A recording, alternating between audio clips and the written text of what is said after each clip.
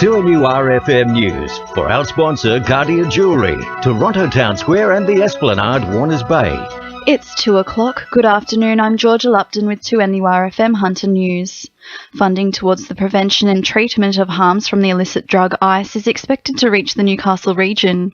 The federal government has allocated $300 million to reduce the demand for the drug and its harms nationally as part of the National Ice Task Force. CEO of Hunter New England's Central Coast Primary Health Network, Richard Nankervis, says funding will go towards prevention, treatment and support. Some of the focus areas that we're looking for are how we better prevent ice utilisation, but also how we better treat these sorts of addictions, and also how we better support families and carers as well, who of course we really need to work with well. Meanwhile, chairperson of the Newcastle Community Drug Action Team, Tony Brown, says if money is spent in the area of prevention, savings will be seen in the treatment and recovery. Well, it's really important in Newcastle we take a holistic approach to combating the problems of ice and other addictive substances. And we know that for every dollar we spend in prevention, we achieve most savings down the track in preventing people going to costly treatment and recovery services. An unmarked police vehicle has been rammed by a Ford sedan during a pursuit through Mayfield. The pursuit, which occurred late last night, began on Crebit Street. The sedan stopped at a dead end in Silso Street, where it forcibly reversed into the police vehicle. Chief Inspector Terry Burns says the pursuit ensued after the vehicle refused to pull over. Around about 11:25pm last night, an unmarked police vehicle was patrolling Crebit Street in Mayfield when they've attempted to pull over a Ford sedan to conduct a breath test. That vehicle refused to stop and a pursuit ensued throughout the back streets of Mayfield. Rutherford residents are again raising concerns about their health as the bad smell in the area continues to be emitted.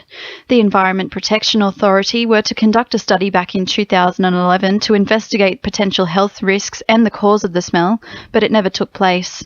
EPA Regional Manager for the Hunter, Adam Gilligan, says key contributors have been identified.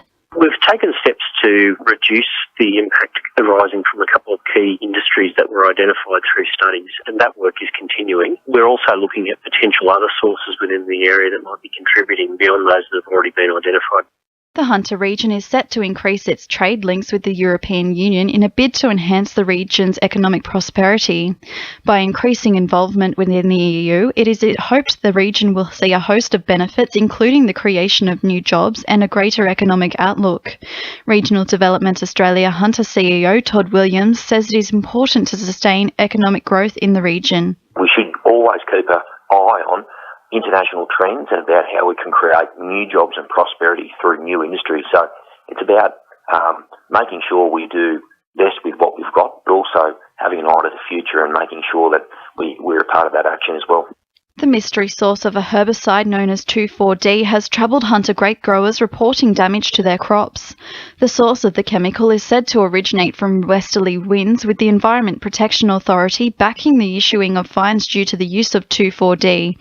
Clarence Town vigneron Ross Arnott says nearby industrial locations have denied the use of the herbicide. 3 years ago when we got hit pretty bad, we rang RTA, railroads, everybody that we rang claims they don't use 2,4-D anymore and haven't for a long time. And the EPA, we rang them, they said to us, well, if you can point the people out, we'll hand the fines out. The Department of Agriculture weren't particularly interested in helping because we're not a commercial setup.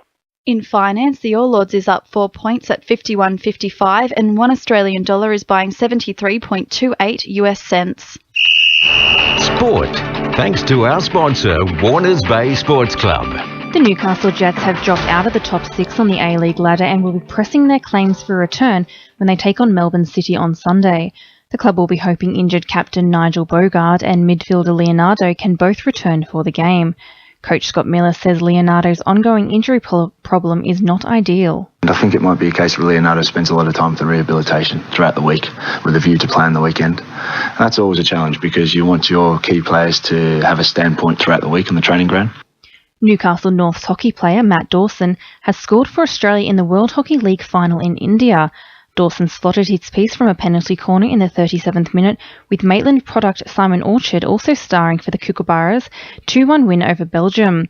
And in water polo, the Hunter Hurricanes men's side lost 2 games to the Victorian Seals over the weekend. That's Sport. I'm Annabelle Regan. 2NURFM news time is 2:05.